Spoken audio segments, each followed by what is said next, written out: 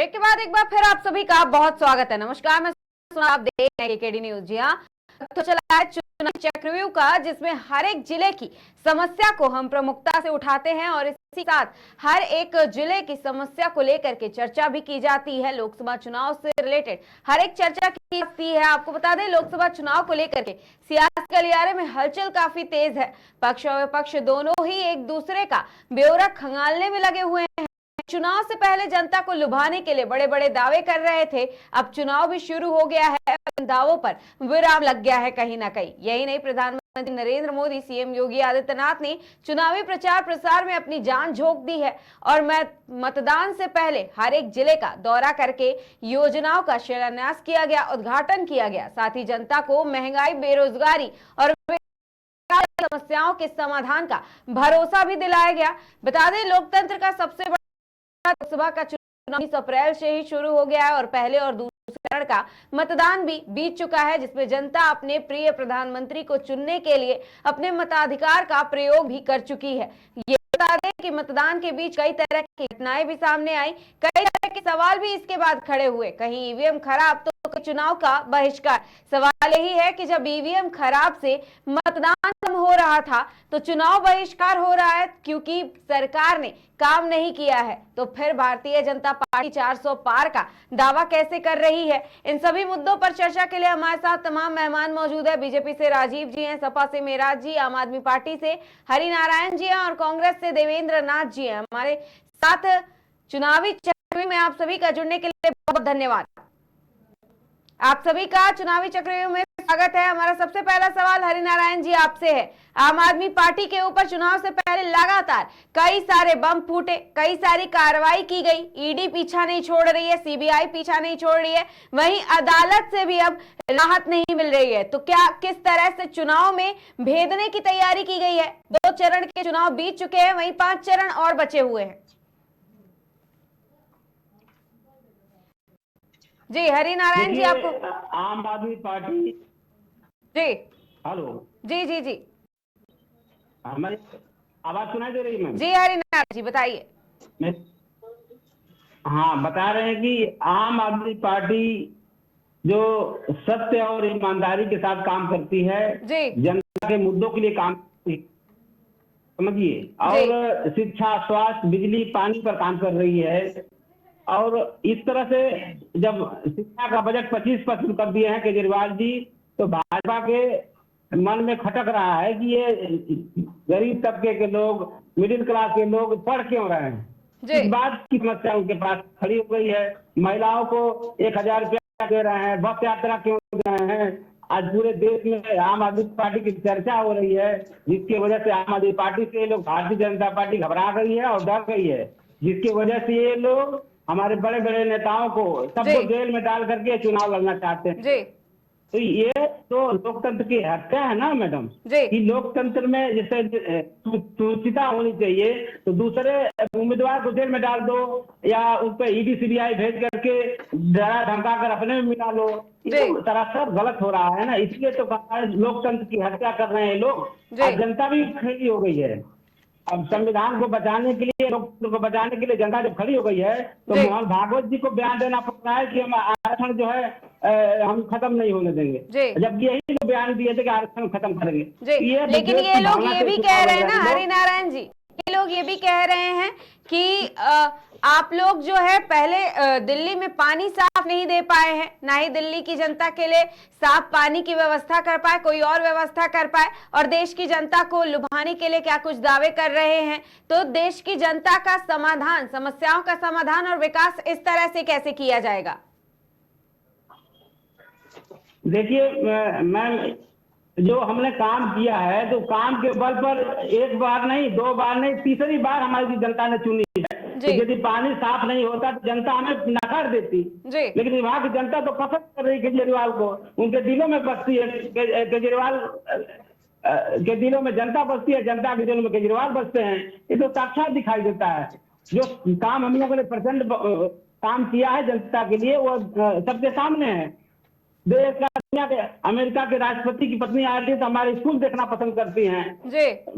और देश विदेश से लोग आकर हमारे स्कूल देख रहे हैं, तो हमारे काम से घबरा गए हैं और सबसे ज्यादा यदि डर लग रहा है तो आम आदमी पार्टी से भारतीय जनता पार्टी को डर रहा है, जी। डर रहे हैं, जी। तो घबरा रहे हैं लोग कि केजरीवाल जी जो इनको सफा कर देंगे। जैसे दिल्ली, पंजाब में, गुजरात में 14% वोट मिला, गोवा में तो हमारे विधायक हैं, तो हमारी छाती को देख करके घबरा गए हैं लोग। जी। इसमें घबराने की जरूरत नहीं है। आम आदमी पार्टी स्वच्छ होकर निकलेगी और एक भी पैसे का इसका जवाब ले लेते हैं ना कि भारतीय जनता पार्टी कितना घबराई हुई है। राजीव जी, हमारा अगर आवाज आ रही हो आपको तो हमें जरूर जवाब दीजिएगा कि वाकई में आम आदमी पार्टी से भारतीय जनता पार्टी इतनी घबरा गई है कि उनके पीछे ईडी को छोड़ना पड़ रहा है, सीबीआई को छोड़ना पड़ रहा है कि जेल में डाल दिया जाए तो वो चुनाव प्रचार नहीं कर सकेंगे, जनता के बीच नहीं जा सकेंगे और चुनाव लड़ भी नहीं सकेंगे उतनी बेबाकी के साथ।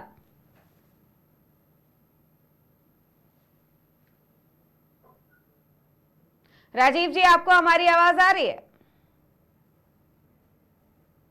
आप सुन पा रही हैं? जी जी जी, आपकी आवाज आ रही है राजीव जी, जी बताइए। दुर्भाग्य उस प्रदेश की जनता का जहां का मुख्यमंत्री आम का सेवन करता है, मीठी चीजों का सेवन इसलिए करता है ताकि शुगर लेवल बढ़ जाए और मुझे मेडिकल जमानत मिल जाए ताकि मैं सत्ता पर काबिज रहूं। और ऐसे लोग आरोप लगाते हैं कि जनता ये भारतीय जनता पार्टी घबराई हुई है। अरे जनता ने आपको सत्ता सौंपी थी ताकि आप ईमानदारी से सत्ता चला सके, लेकिन दुर्भाग्य देखिए कि उस जनता के साथ आप छल कर रहे हैं। ये कितना बड़ा छल है। क्या जनता कभी माफ कर पाएगी आपको? जी, जवाब दीजिएगा हरि नारायण जी, जनता के साथ छल किया जा रहा है, क्या जनता आप लोगों को माफ कर पाएगी? देखिए, जनता तो दिलो जान से प्यार करती है आम आदमी पार्टी से। इनको पता नहीं है कि कितने दिलो जान से प्यार करती है, और उसी का प्यार का नतीजा है कि ये घबरा करके अभी कह रहे खाने की बात कर रहे हैं ना, आम खाने की बात कर रहे हैं, जबकि जांच में कोर्ट ने ही निर्धारित किया कि क्या क्या खाएंगे एक शुगर के मरीज को। अब वो चीज नहीं दिखाएंगे। अब वो जो चैनल वाले हैं, जो इनके गोदी मीडिया है, वो दिखाती रहती है, बदनाम करने के चक्कर में पड़ी रहती है। तो बदनाम होने वाले नहीं है, जनता देख रही है सब कुछ। आप कर क्या रहे हैं? विधायकों को, सांसदों को धमका कर टिकटें वापस करा दे रहे हैं और 3 सीट जीत रहे हैं। तो जनता देख नहीं रही है कि आप चुनाव करा रहे हैं कि दंड भेद का प्रयोग करके चुनाव को ही बर्खास्त करके आपने वो कर दिया है। जनता इस बार जवाब देने जा रही है, चिंता मत करिए। अब ये 40 पार हो जाए यही बहुत है। आपने हरि नारायण जी जिस मीडिया का जिक्र किया, क्या उसने कोर्ट की तरफ से फटकार लगवाई? क्या मीडिया ने कोर्ट की तरफ से फटकार लगवाई? क्या कोर्ट के ऊपर भी मीडिया का ही मालिक का हक चल रहा है? नहीं, देखिए, क्यों आखिर में बदनाम हुई है मीडिया? मीडिया की बदनामी का गोदी मीडिया क्यों कहा जा रहा है? कि दिन भर चैनल पे यही तो चल रहा है कि कहाँ जा रहे हैं लोग, कहाँ खा रहे हैं, क्या पी रहे हैं। विपक्ष को दिखाई नहीं रहे लोग, कारण क्या है? ये रोना भी तो केजरीवाल ही रो रहे हैं ना। बीजेपी के लिए ये रोना भी तो केजरीवाल की तरफ से ही रोया जा रहा था, सीएम केजरीवाल की तरफ से, कि पहले जेल में उनको सुविधाएं नहीं मिली, जेल में हर चीज से वो वंचित रह रहे थे। उसके बाद कोर्ट के पास एक लिखित पत्र आता है जिसमें केजरीवाल आम खा रहे होते, मिठाइयां खा रहे होते, जानबूझ के ये सारी चीजें खा रहे होते कि जिससे उनकी तबियत खराब हो जाए। ये सारी चीजें क्या मीडिया कह रही है? वाकई में ये घटित नहीं हो रहा है? 49 दिनों के खाने में 1 दिन 2 दिन आम खा लिए तो उससे उनका शुगर लेवल बढ़ जाता है? ऐसा नहीं होता है कुछ, उसमें ऐसी दिक्कत नहीं है। जबकि उस जेल में वो डॉक्टर नहीं थे, एम्स के जो एलजी ने लिखा तब जाकर एम्स के डॉक्टर वहां पर नियुक्त हुए हैं। राजीव जी, जवाब दीजिएगा, क्या जेल में लेते हैं कुछ दिन तो सीधे 5 किलो वजन घट जाता है? मुझे लगा हताशा में लोगों का वजन 10 किलो भी घट सकता है, क्योंकि चिंता तो सत्ता की है। यहाँ सत्ता मोह तो छोड़ने का नाम नहीं ले रहे हैं केजरीवाल जी। इसलिए भी क्योंकि दिल्ली की जो जनता है, जो इसकी गाढ़ी ईमानदारी की कमाई है, उस पर कब्जाबंद करके कैप्चर करके इन्होंने रखा हुआ है। कभी स्कूलों का नाम का रोना रोते हैं, जिनकी स्कूलों में आज किताबों का टोटा पड़ा हुआ है। कुछ दिन पहले की ही खबर है, ये गोदी मीडिया ने नहीं बताया, ये सार्वजनिक मीडिया ने बताया हुआ है। उसका रोना ये कभी नहीं रोएंगे कि उनकी विद्यालयों में किताबें क्यों नहीं पहुंची हैं। इसलिए नहीं पहुंची है कि जिस प्रदेश का राजा जेल में है, उस प्रदेश का कल्याण कैसे हो सकता है? मैं हरि नारायण जी से पूछना चाहूंगा, क्या जेल में रह के सत्ता किस प्रकार से चलाई जा सकती है? क्या हरि नारायण जी को ऐसी व्यवस्थाएं दे दी जाए तो क्या ये संभव है कि जेल से रह के सत्ता चलाई जा सके? क्यों नहीं वो अपना सत्ता हस्तांतरित करना चाहते हैं किसी को? आखिर कौन सी ऐसी मजबूरी और लालच रही है, ये मुझे स्पष्ट कर पाएंगे? हरिनारायण जी जवाब दीजिएगा। बिल्कुल मैं बता आपको, जी बिल्कुल मैं बता रहा हूँ कि कैसे कर। देखिए, कहीं ये व्यवस्था नहीं दी गई है कि आप जेल में रह करके मुख्यमंत्री नहीं रह सकते हैं। अभी कोर्ट ने 50,000 का फाइन लगाया इन लोगों के ऊपर कि बार बार कह रहे थे इस्तीफा दिलवाइए, इस्तीफा दिलवाइए। इस्तीफा तो नहीं हुआ, लेकिन वो मुख्यमंत्री बन गए। इसलिए बने हुए ये झूठे आरोप में उनको फंसाए हैं। न उनके खिलाफ FIR है, न 154 का रिकवरी है, कुछ भी नहीं है। हरिनारायण जी, अगर झूठे आरोप हैं तो आईफोन का पासवर्ड क्यों नहीं बताया गया? ये आज तक सोचनीय है। आखिर कौन से उसमें गुप्त राज है जो उनके आईफोन का पासवर्ड वो दिलाने में समर्थ नहीं हो पा रहे हैं? इसका भी तो बता दीजिए ना कोई उत्तर। देखिए, ये मामला कोर्ट का है, उसका हम लोग समीक्षा इस तरह से नहीं करते। क्या मामला है कोर्ट के सामने लेकिन आपको तो मोदी मीडिया के बारे में जाननी है, आपको तो सरकारी तो लोकतंत्र के तानाशाही के बारे में बात करनी है। जो ईडी मांग कर रही है, जिस व्यवस्थाओं के तहत कोर्ट में सबूत जुटाना चाहते हो आप, उसमें तो सहयोग नहीं कर रहे हैं। जेल में मीठी आम का मांग करते हैं, सेवन करने वाली चीजों का मांग करते हैं, लेकिन कभी ये नहीं कहते हैं कि अपने आप को निराधारित साबित करने के लिए पर्याप्त सबूत दें। आखिर आप करना क्या चाहते हैं, ये भी तो साबित करें। अरे PMLA कानून जो है ना, ये आतंकवादियों के लिए बना है। अब इसका इस्तेमाल कर रहे हैं ना, ये कानून में बना बदलाव करके नेताओं को जेल में डालते हैं। तो उसका नियम जानिए, PMLA में होता है कि एक्यूज जो होता है उसको सिद्ध करना होता है कि आप अपराधी है कि नहीं अपराधी है। और इसी का फायदा आतंकवाद की तरफ चले गए श्रीमान जी, ये कहाँ तक स्थिति आप समझ में आती है? बात तो सत्ता की हो रही, आप तो सीधे आतंकवाद की तरफ चले गए। मैंने जो सवाल का जवाब मांगा उन्हें आपने वाजिब जवाब नहीं दिया। आखिर वो एप्पल के फोन में कौन सा राज है जो पासवर्ड खुल नहीं पा रहा है अरविंद केजरीवाल जी से? राज नहीं है, 154 का नहीं मिलेगा। 60,000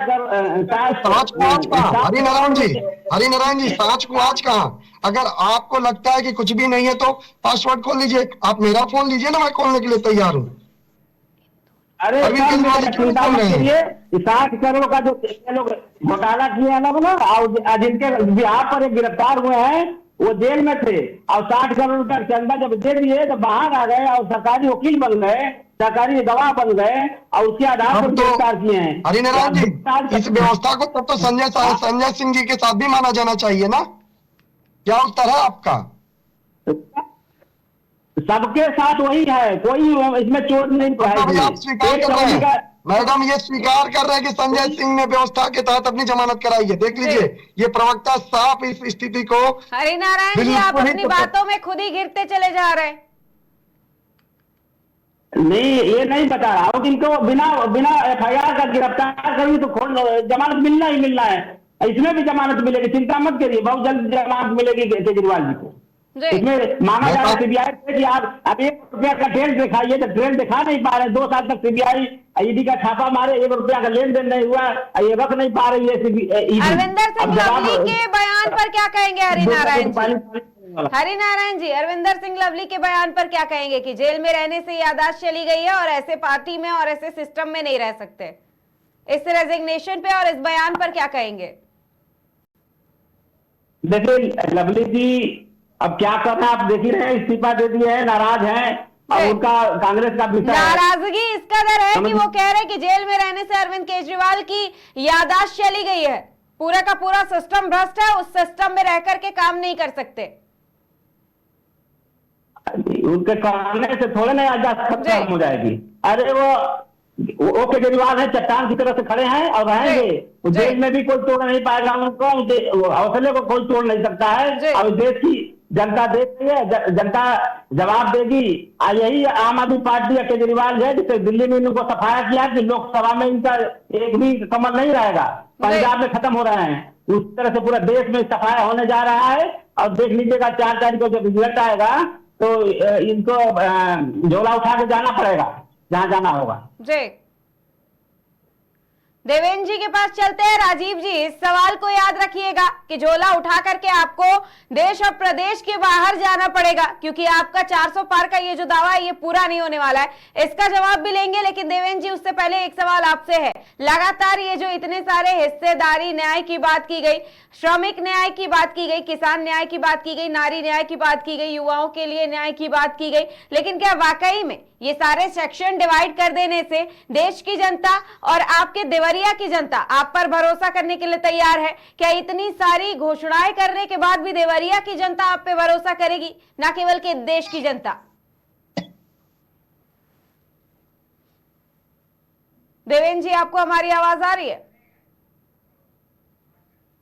राजीव जी जवाब दीजिएगा। देवेंद्र जी के साथ नेटवर्क इशू आ रहा है थोड़ा सा, लेकिन राजीव जी आप जवाब दीजिएगा। अभी हरि नारायण जी ने एक और आरोप लगाया कि लगातार नेताओं को पैसे दिए जा रहे हैं, पार्टी के कार्यकर्ताओं को पैसे दिए जा रहे हैं और पैसे दे के खरीदा जा रहा है, और उसके बाद वो शामिल हो रहे हैं, ना कि वो अपनी मनमर्जी से शामिल हो रहे हैं, दबाव में आकर के शामिल हो रहे हैं। तो क्या वाकई में भारतीय जनता पार्टी ये काम कर रही है? क्योंकि एक सवाल हमारे पास अभी हरि नारायण जी के लिए भी है, इसी से मिलता जुलता हुआ। पहले आप इसका जवाब दें। साथ ही 400 पार के दावे पर विराम लग जाएगा जब 4 जून को रिजल्ट आएगा। बड़ा ही दुर्भाग्य है कि विपक्ष ऐसी बातें कर रहा है। विपक्ष अपनी विश्वसनीयता इस स्तर पर खो चुका है कि वह अपने ही नेताओं को बिकते हुए देखना चाहता है और आरोप लगा रहा है कि अपने ही नेता बिक रहे हैं। क्या आप इसका मतलब अपने नेताओं को संभाल नहीं पाए, अपने कार्यकर्ताओं को संभाल नहीं पाए?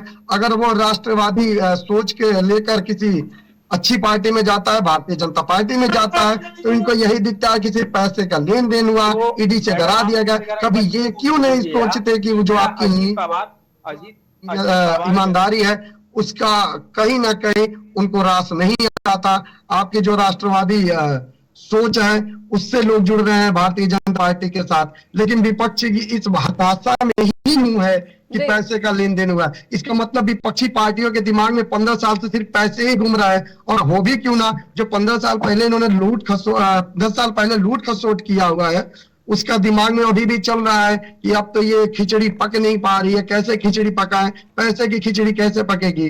तो जिसको जैसा सोचना चाहिए सोचेगा, तो वैसे ही लोग नरेंद्र मोदी और भारतीय जनता पार्टियों की नीतियों के साथ जा रहे हैं और इनको लग रहा है कि पैसे के साथ जा रहे हैं। आज यही नीतियां इनको धरातल पे लेके जा रही है और एक दिन ऐसा भी आएगा अच्छे नेताओं के लिए विपक्ष तरस जाएगा, अच्छी नीतियों के लिए विपक्ष तरस जाएगा। इसका जवाब लेंगे राजीव जी हरि नारायण जी से अभी, लेकिन उससे पहले देवेंद्र जी, क्या आपने हमारा सवाल सुना था अभी?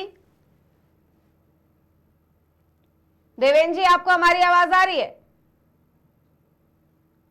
मैडम बोले, आप बोले। जी देवेंद्र जी, हमारा सवाल यही था कि क्या देश की जनता, प्रदेश की जनता, साथ ही देवरिया की जनता आपके इन सारे घोषणाओं पर, आपने जो युवा न्याय की बात कही, किसान न्याय, नारी न्याय, श्रमिक न्याय और हिस्सेदारी न्याय, खास करके हिस्सेदारी न्याय की आपने बात कही, इस पर भरोसा करेगी देवरिया की जनता, देश की जनता? वाकई में सत्ताधारी पार्टी जो फ्रंट में आकर के ऐसे ऐसे मैच खेल रही है, लगातार छक्के चौके लगा रही है, उसको मात दे पाएगी? मैडम देखिए, मौजूदा परिस्थिति ये रह गई, युवा न्याय की, श्रमिक न्याय की, जो भी न्याय हमारी सरकार ने जो गारंटी के तौर पर किया है, ये जुमलेबाजों की सरकार नहीं है। ये बात मैं आपको आश्वस्त करना चाहता हूँ इन भाजपा के नेताओं को। अभी हाल ही में आपने देखा होगा, बहुत दूर में यूपी में पेपर लीक हुआ, तमाम पेपर लीक होते हैं। इस लीक के लिए हमारी सरकार ने भर्ती परीक्षा का कैलेंडर जारी किया हुआ है। उस कैलेंडर के तहत सारे युवाओं को 30 लाख का रोजगार उनको मिलेगा। उनको ये भारतीय जनता पार्टी सरकार ने कि हर साल रोजगार वादा करके रोजगार न देंगे, ये लोगों को भरवाने का सिर्फ काम करते हैं। इनके नेता जो है अभी बोल रहे थे, हाल ही में बयान दे रहे थे कि हमारे पार्टी में बहुत अच्छे नेता हैं, अजीत पवार, हेमंता बिस्वा शर्मा, छगन भुजबल, प्रफुल्ल पटेल, और अभी हाल ही में आपने देखा जेडीएस के नेता जो है हिरबन्ना जो है, तमाम महिलाओं के साथ स्कैंडल करते हुए पकड़े गए हैं और ये भारत से बाहर रहेंगे। आपको जानकारी होना चाहिए भाजपा के नेताओं को, ये हाल ही में मोदी जी ने प्रचार किया है। बात रह गई कि नारी सम्मान की, तो नारी सम्मान हमारी पार्टी बहुत अच्छे तरीके से करती है। इनके तरह नहीं करती है कि रात में महिलाओं के साथ, बेटियों के साथ बलात्कार हो, राजस्थान हो, मध्य प्रदेश हो, यूपी हो। आपने देखा है कि कासगंज में क्या हुआ, हाथरस में क्या हुआ है, उन्नाव में कुलदीप सिंह सेंगर साहब ने क्या किया है। तो इनके लिए मौजूदा उदाहरण यही है, इनके जो नेता है सिर्फ भटकाने भरमाने का काम करते हैं।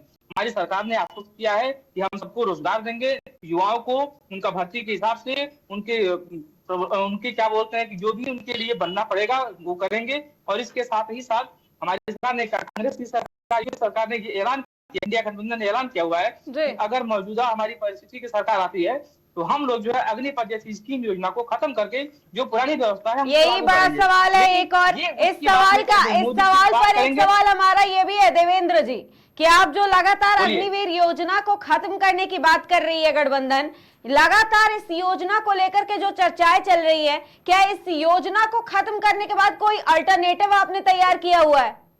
मैडम, अल्टरनेटिव तैयार किया हुआ है। हाल ही में आपने देखा होगा कि रक्षा मंत्री राजनाथ सिंह जी का बयान है कि उन्होंने कहा है कि अगर आप लोगों को सबको लगता है कि अग्निवीर जैसी योजना जो है देश में अगर लोगों के ऊपर थोपा गया है तो इस पर जरूर है कि इस पर हम विचार करेंगे, सरकार बनने पे विचार करेंगे। लेकिन नहीं, हम गठबंधन से सवाल कर रहे हैं ना, सरकार विचार करेगी या नहीं। उसने तो अपने जनता से जो वादे किए थे उस पर उसने सवाल जवाब किया, लेकिन हम गठबंधन से ये सवाल कर रहे हैं। ये पीछे होते, जब मैडम ये पीछे होते हैं तो बात करते हैं मुसलमानों की, जब पीछे होते हैं तो बात करते हैं मंगलसूत्र की, जब पीछे होते हैं तब बात करते हैं मणिपुर में बात नहीं करेंगे, मुसलमान है, मंगलसूत्र है, और इनके लिए तो सिर्फ यही प्रेमी है।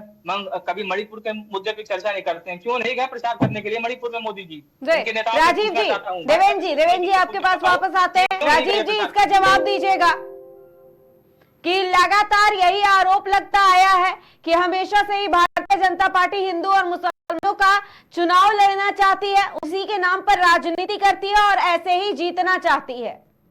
यही कह रहे देवेंद्र जी भी, साथ ही वो कई सारे आरोप भी लगा चुके हैं अभी तक।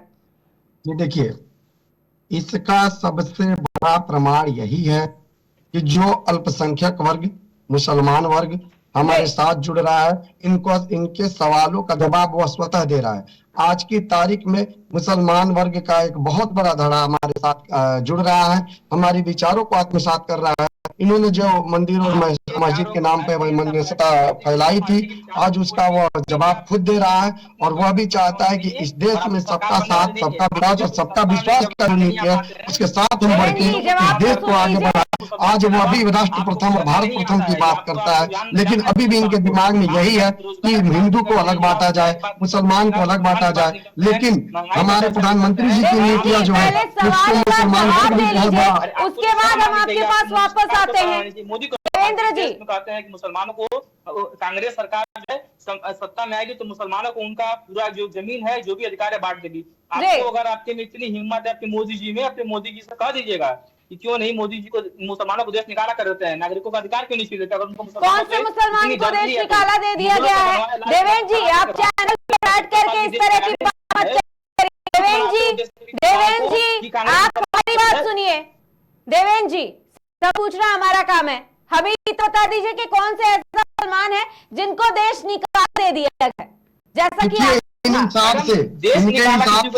अल्पसंख्यकों की बात जवाब तस्वीर है, आज की तारीख का सबसे बड़ा हाजिर जवाबी तस्वीर है। जिस लाल चौक पे कभी पाकिस्तान का झंडा फहराया जाता था, आज भारतीय मुसलमान खड़ा होकर तिरंगे को सलामी दे रहा है। इससे बड़ा और क्या उदाहरण होगा? इनके जो सवाल है उससे बड़ा जवाब क्या होगा? उसने इस राष्ट्र को स्वीकार किया, प्रधानमंत्री को स्वीकार किया है, हमारे देश के प्रधानमंत्री के विचारों को स्वीकार किया है, और आज भी यह दिमाग में लेके चल रहे हैं कि हिंदू अलग है, मुसलमान अलग है। लेकिन मेरे हिसाब से यह राष्ट्र एक है, यह विचार एक है, और राष्ट्र का विकास एक है। संविधान बनाने वाले, संविधान ये बेचने वाले ये लोग हैं, ये बात करते हैं। संविधान को बोलते हैं हमेशा कि संविधान खतरे में है, हमेशा ये देश है, ये लोकतंत्र की आखिरी लड़ाई लड़ रहा है। संविधान क्या खतरा है? श्रीमान जी, आप मुझे एक दो अच्छे से उदाहरण बताएं। आपने कहा कि संविधान खतरे में, अच्छे से उदाहरण बताइए जहां से लगे कि संविधान खतरे में, किसका हक छीना गया?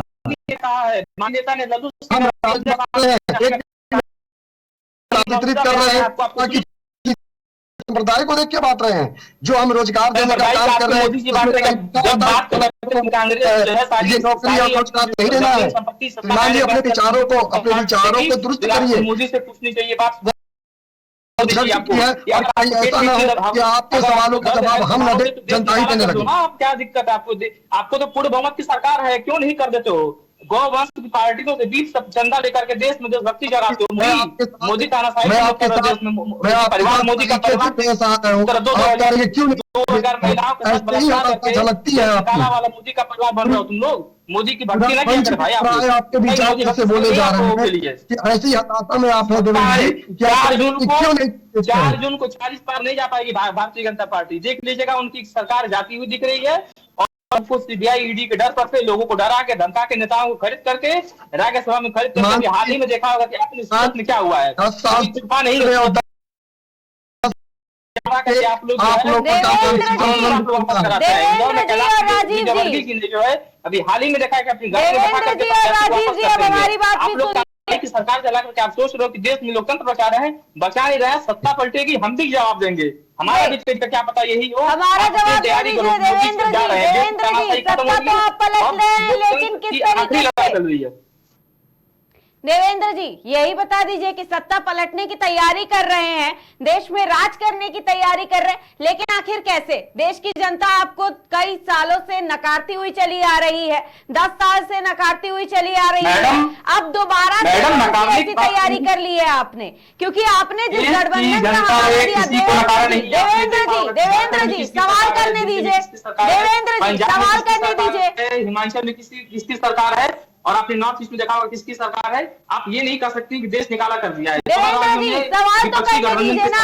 आप जिस गठबंधन की बात करते हैं, आप जिस गठबंधन का हवाला दे रहे हैं, वो केवल उत्तर प्रदेश में क्यों रह गया? सरकार नहीं है ये, सिर्फ देश में मोदी लहर नहीं है। इनके मंत्री कहते हैं, इनके जो प्रत्याशी हैं वो कहते हैं कि देश में मोदी लहर नहीं है। मोदी लहर में आप लोग ना रहे, आप लोग अपना कार्यकर्ता मदद करें, यानी कि इसका मतलब मोदी मैजिक नहीं है। हम तो राष्ट्रवादी विचारधारा की लोग कहते हैं। आप बराबर मोदी लहर कह के हमारे प्रधानमंत्री की इज्जत बढ़ाते हैं। बहुत बहुत धन्यवाद है आपका इसके लिए। देवेंद्र जी अभी कोई मोदी लहर नहीं। इससे पहले अग्निवीर योजना की आपने बात कही थी, हमने उसका केवल अल्टरनेटिव पूछा है आपसे कि इसका अल्टरनेटिव आप क्या? देवेंद्र जी हमें बस इतना बता दीजिए कि गठबंधन इसका अल्टरनेटिव क्या लेकर के आ रहा है। और आप जिस गठबंधन की और आप जिस तैयारी की बात कर रहे हैं, देश की जनता आप पे कैसे भरोसा कर ले? आप अपने प्रत्याशी को तय नहीं कर पा रहे।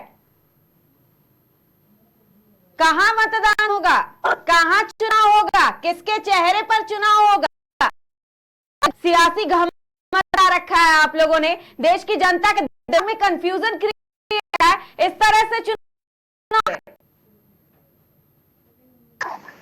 हेलो, आप जवाब दीजिए देवेंद्र जी। मैडम आपकी आवाज बहुत धीमी आ रही है। देवेंद्र जी अब आवाज आ रही है? देवेंद्र जी आपको हमारी आवाज आ रही है?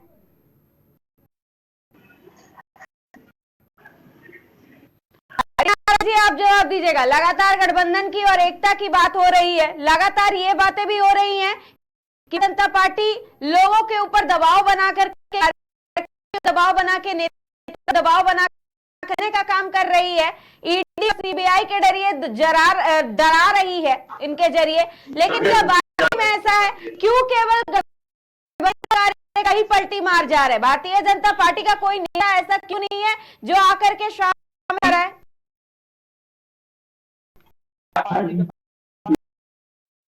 मैं बता रहा हूँ जो 27 दलों का जो गठबंधन बना है तो छोटा मोटा गठबंधन नहीं है। कई राज्यों के मुख्यमंत्री हैं, राष्ट्रीय पार्टियां इसमें गठबंधन पूछना चाह रहे हैं, ये कहाँ रह गए? पहले तो आप लोगों ने एकता की बात की, देश भर में गठबंधन की बात की, गठबंधन में एकता कहाँ रह गई के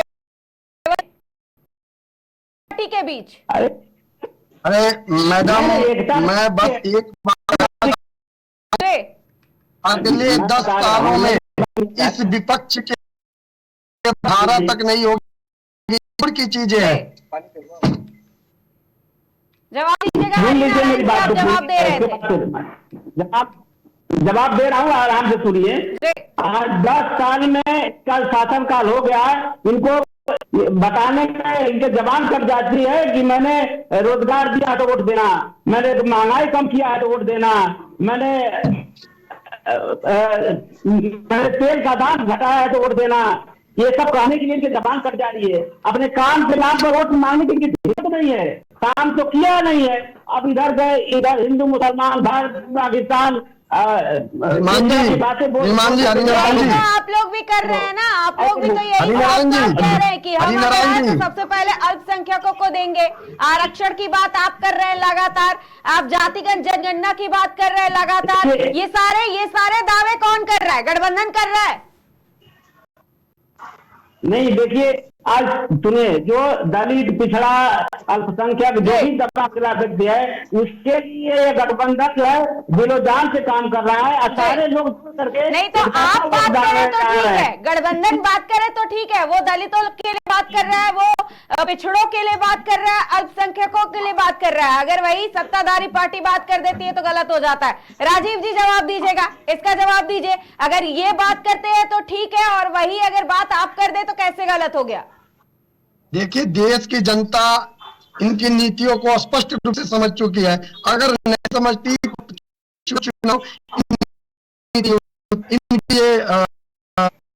इनकी इतनी बड़ी हार नहीं होती। लेकिन मैं तारीफ करना चाहूंगा, इतने के बाद भी ये लोग खड़े हैं, ये बहुत है। 10 और अगले 10 साल तक सत्ता में नहीं है। लेकिन मैं ये जरूर कहना चाहूंगा कि राष्ट्र प्रथम की जो नीतियां हैं अभी आत्मसात कर लीजिए। शायद जनता समझ जाए कि आपकी विचारक मरी नहीं है, शायद थोड़ा जो आपका ईमान है वो जिंदा है देश के लिए। लेकिन आप आरक्षण की बात करते हैं, आप आरक्षण के आधार पे नौकरियां बांटेंगे, आप आरक्षण के आधार पर विकास चाहेंगे। लेकिन जब आप सड़क पे चलते हैं तो किसी जाति मजहब की बात नहीं होती है, वहां सभी जाति मजहब चलते हैं। जब रोजगार की बात होती है तो कोई जाति मजहब की बातें नहीं होती है। जब राशन की दी जाती है तो कोई वहां पे अंगूठा लगाते वक्त जो होती है बायोमेट्रिक मशीन, वहां पे नहीं कहते कि आप कौन सी जात के हो, आपको आधा किलो कम मिलेगा। लेकिन इनकी विचारधारा तो देख लीजिए कि कहाँ है, किस तरह से है कि आते ही इन्होंने अल्पसंख्यकों के लिए अपनी जो विचारधारा है वो स्पष्ट कर दिया है कि हम आपको आगे बढ़ा देंगे।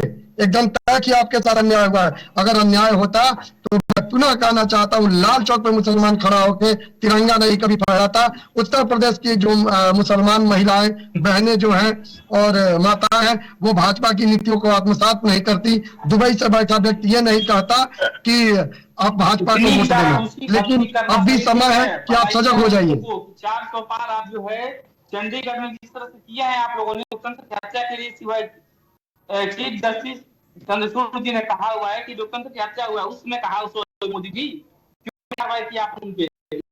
श्रीमान जी, मुझे लग रहा है कि आप लोग 4 साल के डूब गए। आपके ऊपर 400 पार की फोबिया आ गई है। मैं कहूँगा मेहनत करिए। जो हमारा है वो तो पूरा 20, 25, 30 में हो जाए। आप उसको और तमाम जितने नेता देश निवाला हो गए ले गए। बात करते हो देश में राजनीति की प्रथम नीति की, मोदी जी ने बहुत अच्छा काम किया है। बताओ ना मंगलसूत्र का दाम क्या हो गया इस समय? अगर प्रियंका गांधी वाड्रा जी ने कहा है तो 75 चाहूंगा। शायद आपका जो ज्ञान है वहाँ मैं आपको चाहूंगा, जो गोल्ड के रेट होते हैं वो इंटरनेशनल मार्केट से तय होते हैं, ब्रिटेन से तय, लंदन से तय होते हैं। शायद आपने पढ़ा नहीं होगा, या सिर्फ एक देश में सोना महंगा नहीं होता। श्रीमान जी, अभी आपने सोचा है? मैडम इनको बताइए जरा, आप इनको बताइए जो सोने का रेट होता है वो सिर्फ एक देश के लिए नहीं बल्कि वैश्विक अर्थव्यवस्था के हिसाब से बर्ताव करता है। इनको आप बताइए। मोदी को पूछना चाहिए। आप ये मोदी के परिवार बनते हैं, पूछना चाहिए, आपको बताना चाहिए इस बात को कि 400 का सिलेंडर जो आप लोगों ने 1200 पहुंचाया है, कहां से पहुंचाया है, इस पे क्यों नहीं बात करते हो? पेपर लीक होता है, कोई कार्रवाई नहीं होती है। श्रीमान जी, आप क्यों नहीं बात करते हैं कि 1 बजे रात में जो महिलाएं सिलेंडर लेके लाइन में लगती थी और उनका सिलेंडर गायब हो जाता था, रोते हुए जाती थी, उन महिलाओं को आज घर मुफ्त में सिलेंडर मिलता है। और हंसी खुशी हमारे उत्तर प्रदेश में दोनों बड़े त्योहारों में मुफ्त का सिलेंडर मिलता है। आप क्यों नहीं बातें करते हैं उस पर? कभी आप बात क्यों नहीं करते? परिवार भूल जाना आप लोग, क्यों नहीं बात करते हैं आप? राजीव जी, अब इसका भी जवाब दीजिएगा कि इंडिया गठबंधन लगातार एक बात कह रहा है कि लोकतंत्र और संविधान की वो रक्षा कर रहा है। यहाँ के पाकिस्तान में बिरयानी खाते हैं और पाकिस्तान में महंगाई दिखाई जाती है, महंगाई पर चर्चा बताते हैं। पाकिस्तान में आटा और टमाटर मोदी जी इंडिया में नहीं बता पाते हैं क्या हाल है, क्योंकि वो खरीदते ही नहीं है। 1.5 लाख का मशरूम खाएंगे।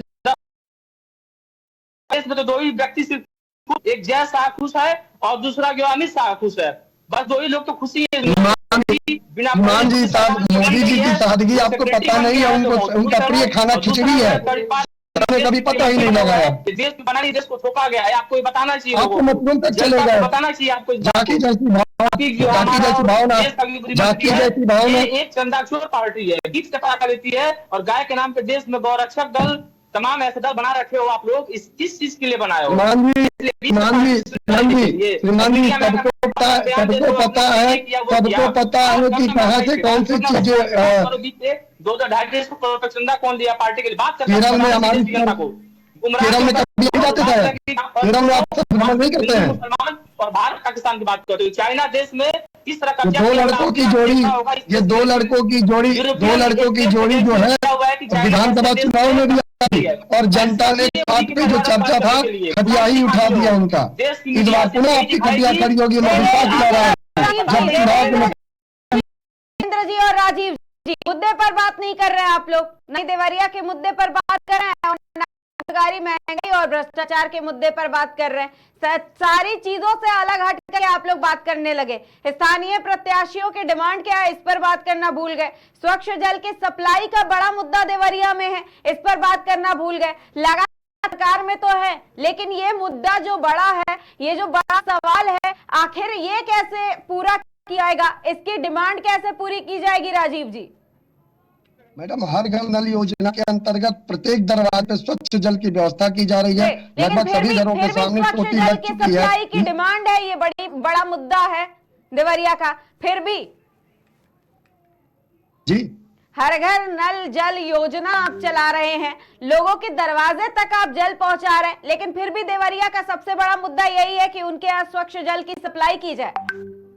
जी मैम, उसी के लिए हम लोग काम कर रहे हैं। इसके लिए हमारी योजना साफ है कि हम उसी पे काम कर रहे हैं और आने वाले दिनों में ये जो प्रश्न है इसका भी अंत होने वाला है, बहुत जल्द अंत होने वाला है। जी, सड़कों से गड्ढे मुक्त करने की बात आपने कही थी, रोजगार की बात भी भारतीय जनता पार्टी ने कही थी, लेकिन अभी भी कनेक्टिंग सड़कों की मरम्मत ही सबसे बड़ा मुद्दा बना हुआ है देवरिया का। देखिए, जहां तक सड़कों की बात है, दिनों रात काम चल रहा है। चूंकि आचार संहिता लगी हुई है, इसलिए कुछ सड़कों का जो निर्माण कार्य है वो इस समय स्थगित है। लेकिन चुनाव बाद आते जैसे ही चुनाव खत्म होंगे, आचार संहिता खत्म होगी, सारे जो कनेक्टिंग रोड है आपको पूर्ण व्यवस्थित मिलेंगी और अत्याधुनिक मशीनों द्वारा बनाई जा रही है, जिसके चलते बारी बारी से सड़क रोडों का नंबर आ रहा है। और आने वाले दिनों में हम घोटालेबाज वाले सड़क नहीं बनाएंगे, कमीशन वाली सड़कें नहीं बनाई जाएंगी। जो सड़कें बनाई जाती है हमारे शासन में वो दिखती है। आप देवरिया में भी देख लीजिए, आप सलेमपुर में भी देख लीजिए, जो 4 लेन 6 लेन और कनेक्टिंग सड़कों का जो निर्माण हुआ है, आज उसका क्या स्थिति है किसी से बताना नहीं है। शानदार तरीके से काम चल रहा है और पूर्ण जो धन आता है उसके काम चल रहा है। कहीं घोटालेबाजी, कोई कमीशन खोरी नहीं है हमारी सरकार में। तो ये बड़े सवाल रहे हैं इस पूरे चर्चा में। कई सवाल ऐसे भी निकल करके आए हैं जिनका जवाब भी बेहद जरूरी है। इसी के साथ 4 जून को क्या होगा ये भी देखना बेहद जरूरी है। आप सभी मेहमानों का हमसे जुड़ने के लिए बहुत बहुत धन्यवाद। आपको बता दें, पूरी चर्चा में कास्ट फैक्टर और मोदी की गारंटी ज्यादा भरोसा है, ये सबसे बड़ा सवाल उठ करके सामने आया। अगर हम बात करें देवरिया जिले की और वहां के मतदाताओं की और उनकी संख्या की, तो ब्राह्मण 27% निवास हैं वहां पर, एससी 14%, अल्पसंख्यक और यादव 8% मतदाता है। के साथ वैश्य 8% है, सतवार ही भी 6% है, कुर्मी 5% है और क्षत्रिय की परसेंटेज भी 5 ही है। वही कायर 4% है, राजभर भी 4%, निषाद 3% है और अन्य 4% है। यानी कि ब्राह्मण मतदाताओं की संख्या ज्यादा है देवरिया में और यही कहीं ना कहीं चुनाव का जो मतदान होगा और जो नतीजे होंगे उसके में भी फेरबदल करने में सबसे ज्यादा कामयाब होंगे। वहीं अगर स्थानीय प्रत्याशियों के डिमांड की बात करें तो मेडिकल कॉलेज से जनता खुश है, वहां पर स्वच्छ जल की सप्लाई एक बड़ा मुद्दा है। इसी के साथ कनेक्टिंग सड़कों की मरम्मत भी बड़ा मुद्दा है। वही रोजगार के लिए नई इंडस्ट्रियल बनाए जाने का भी बड़ा मुद्दा है। इसी के साथ आपको बता दें, संत देवरहा बाबा की धरती के रूप में देवरिया की विशेष विख्याति है।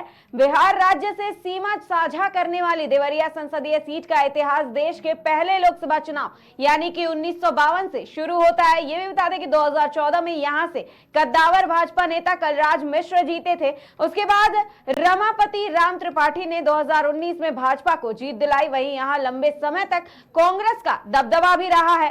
इसी के साथ अगर यहां के प्रमुख मुद्दों की अगर बात करें तो विधानसभा संसदीय मुद्दे और डेमोग्राफी 1952 में गोरखपुर से अलग हुआ देवरिया जिला कभी गन्ना की खेती के लिए जाना जाता था।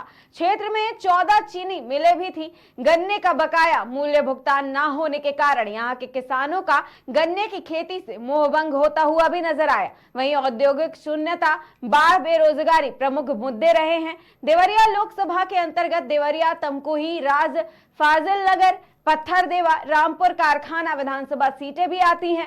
यही बता दें कि देवरिया से पहले सांसद विश्वनाथ राय थे पहले सांसद। आपको ये भी बता दें कि लोकसभा चुनाव का आगाज हो चुका है। पहले और दूसरे चरण का मतदान भी बीत चुका है, जिसमें काफी घमासान भी देखने को मिला। कहीं ईवीएम खराब तो कहीं चुनाव बहिष्कार। देवरिया में भी 7वें चरण में चुनाव होना है। देखना यह है कि देवरिया की जनता किस पर ज्यादा भरोसा दिखाती है, किन मुद्दों पर मतदान करती है। सबसे बड़ा सवाल यही है कि क्या देवरिया की जनता तीसरी बार हैट्रिक लगाने में मदद करेगी या फिर गठबंधन को भी एक मौका देगी। तो ये तमाम मुद्दे हैं और इन सभी सवालों का जवाब भी कहीं ना कहीं जल्दी मिल जाएगा। 4 जून को नतीजे घोषित हो जाएंगे और 4 जून को इन सभी का जवाब भी मिल जाएगा। चुनाव के हर एक मुद्दे पर हमारी नजर रहेगी। फिलहाल के लिए नमस्कार, देखते रहिए केकेडी न्यूज।